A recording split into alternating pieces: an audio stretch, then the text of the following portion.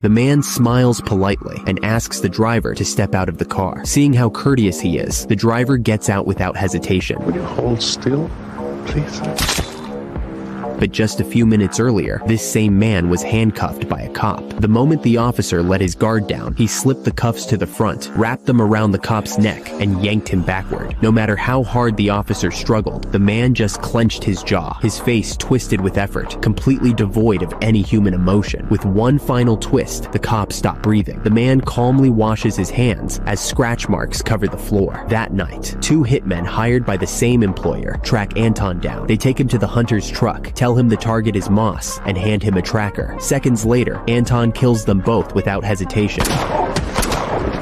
Since if the employer hired him, he doesn't need anyone else involved. Meanwhile, Moss finally realizes the only reason the killer keeps finding him must be the tracker. He opens the case, and sure enough, it's hidden inside a stack of hollowed out bills. Right then, the killer arrives outside his room. Moss grabs his gun, sits by the bed, and turns off the light. A pair of feet appear under the door, but he doesn't move. Before he can decide what to do next, someone switches off the hallway light too. That's when Moss knows he's up against a real monster.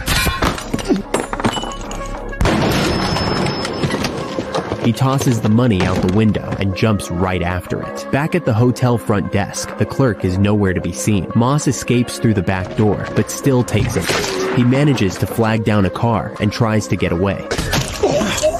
Hiding behind the vehicle, Moss spots Anton through the side mirror. He jumps up and fires. Anton dives aside, and Moss charges after. The killer is nowhere in sight, but clearly, he's wounded badly. Anton treats his own injury. He blows up a car outside a pharmacy using rags and alcohol.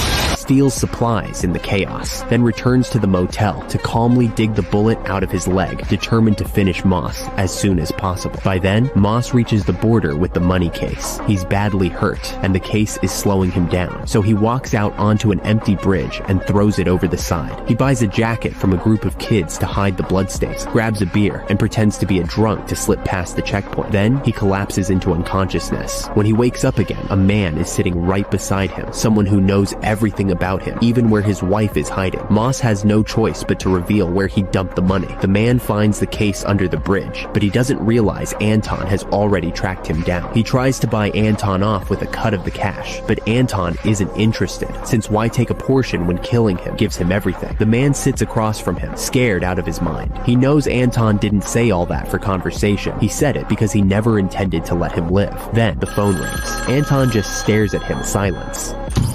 He answers it's Moss calling. You bring me the money and I let her go. Otherwise, she's accountable. See?